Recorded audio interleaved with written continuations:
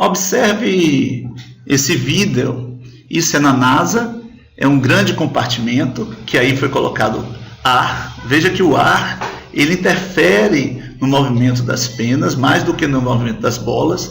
Ele atrapalha a gravidade realmente se manifestar sobre o que ela realmente quer. E agora, na NASA, né? Veja esses dois corpos caindo, eles caem exatamente iguais porque o ar foi retirado dessa grande sala. Ou seja, o que nós estamos vendo é o resultado direto da gravidade em dois corpos. E o que estamos concluindo é que a gravidade ela não diferencia os corpos. Todos os corpos caem, ou seja, são acelerados com a mesma intensidade, independente de sua cor, da sua forma, né, da sua massa. Eles descem igualmente. Isso é o que a gravidade faz. Visto isso, eu vou fazer uma provocação. Qual é a medida da ação de um corpo em outro corpo?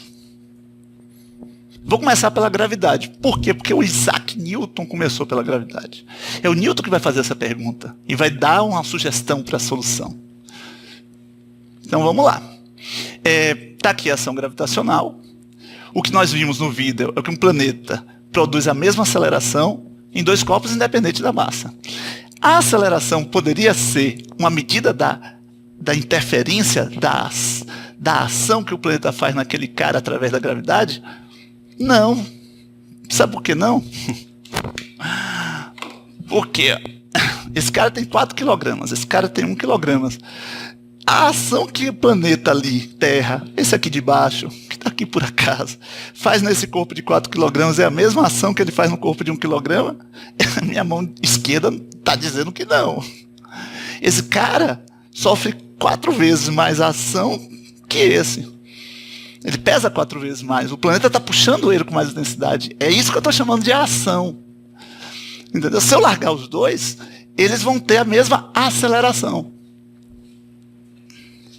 Então, na verdade, a aceleração, se é igual, ela não é ação. Né? Ela deve ser uma consequência dessa ação. Porque a aceleração aqui está dizendo que esse cara e esse sofre a mesma interferência do planeta e não sofre.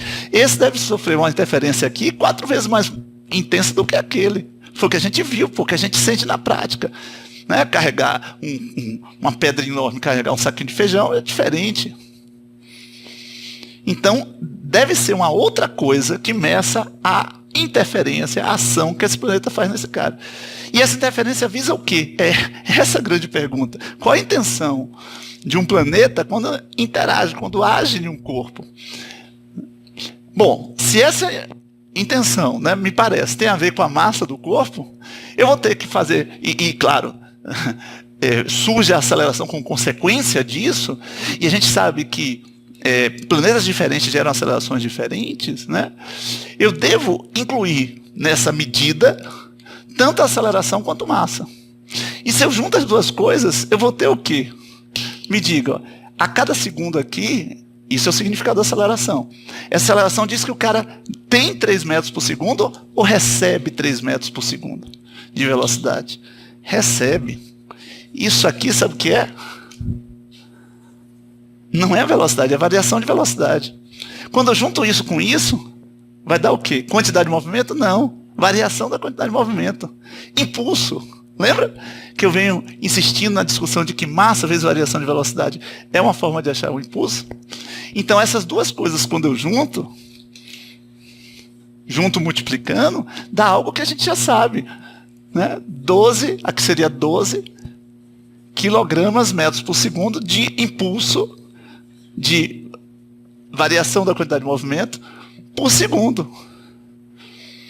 Então, o que é que aquele planeta quer com a ação desse cara? Na verdade, ele quer mudar, produzir uma variação da quantidade de movimento, produzir um impulso.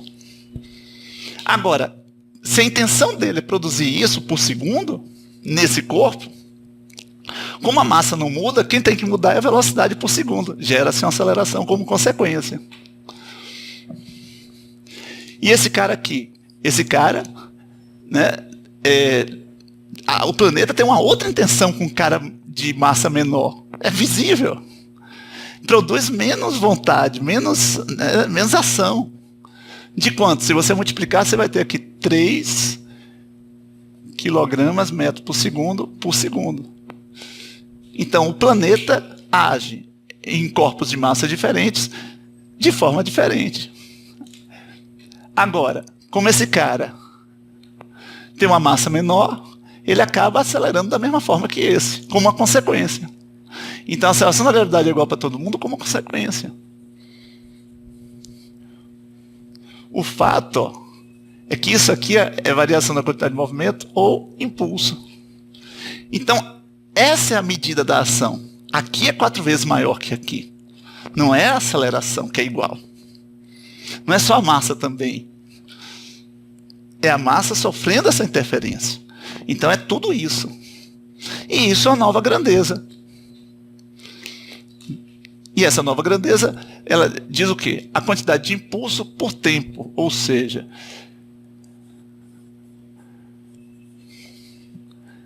isso ganha um nome. Chama-se força.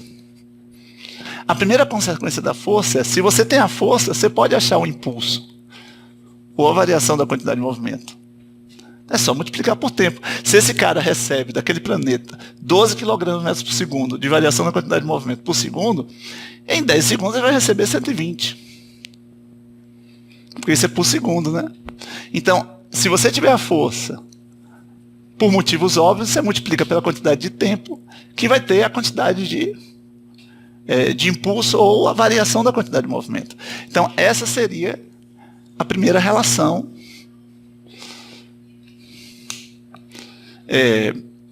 de força, que é o assunto novo. E é a força à medida da ação de um corpo no outro corpo. Isso aqui é a força. Isso também é uma força. Outra relação, na verdade a relação mais importante é a seguinte.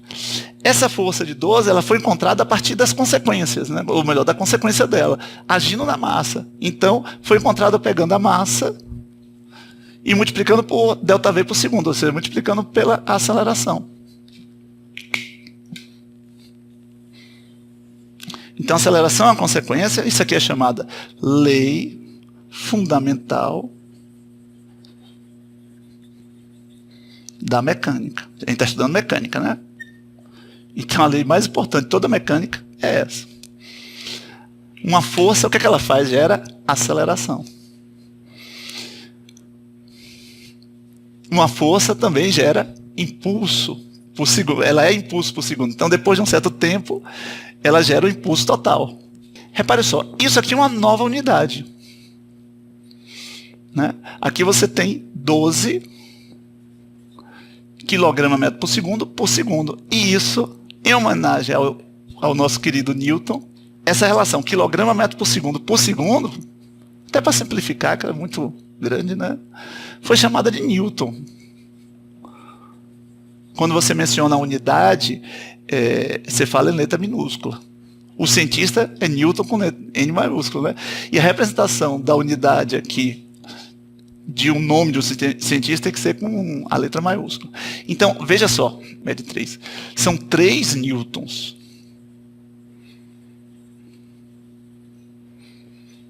E ali são 12 newtons. É a unidade de força do sistema internacional, o Newton. Então esse cara aqui, preste bem atenção. Eu posso produzir uma força aqui de 12 newtons. Igual a força que aquele planeta fez nesse cara. Veja que esse planeta, quando vai agir sobre outro cara, com massa diferente, já produz uma força diferente, para garantir a existência da mesma aceleração, né? Agora, esse cara aqui é uma pessoa. Ele não está vinculado a manter uma aceleração. É uma pessoa que faz a força que ela quiser, faz a ação que ela quiser. E pode fazer uma força de mesma intensidade que essa força aqui, 12 newtons. Agora, esse cara aqui, ele tem 2 quilogramas. O que significa 12 newtons? Significa ter uma variação da quantidade de movimento, né, de 12 kg/m por segundo. Como esse cara tem 2 kg, para ele variar 12 de quantidade de movimento, ele tem que variar 6 de velocidade, 6 metros por segundo a cada segundo. Ou seja, para uma força de 12 agindo em uma massa de 2, a aceleração que ele vai adquirir aqui é 6. Está vendo que é fácil calcular a aceleração tendo a força? Então esse cara vai responder à ação dessa força com a aceleração de 6 metros por segundo a cada segundo. Ou seja, essa força imprime nesse cara essa mudança de velocidade. Agora, essa mesma intensidade de força imprime nesse cara aqui uma aceleração menor. Por quê? Porque ele tem uma massa maior. Ou seja, quanto maior a massa para uma mesma força agindo, a resposta à ação dessa mesma intensidade de força é menor, quanto maior a massa. Então esse cara aqui acelerou mais porque ele tem uma massa menor. Então você tem um elefante e uma formiguinha. Você dá um tapa no elefante, você dá um tapa na formiguinha. O tapa com a mesma intensidade, né? Qual vai reagir mais rapidamente? Qual vai ter mais aceleração? Quem vai responder com mais intensidade? A formiguinha, porque ela tem uma massa menor. O elefante tem uma massa violenta. E aí eu vou lembrar você o que é a primeira lei de Newton. É a lei da inércia. A lei da inércia dizia que o corpo ele tem uma vontade natural de continuar a mesma velocidade. Aí eu pergunto, o elefante ou a formiguinha tem uma vontade maior de continuar com a mesma velocidade? O elefante. Quanto mais massa, mais difícil é acelerar. Mais difícil é mudar a velocidade.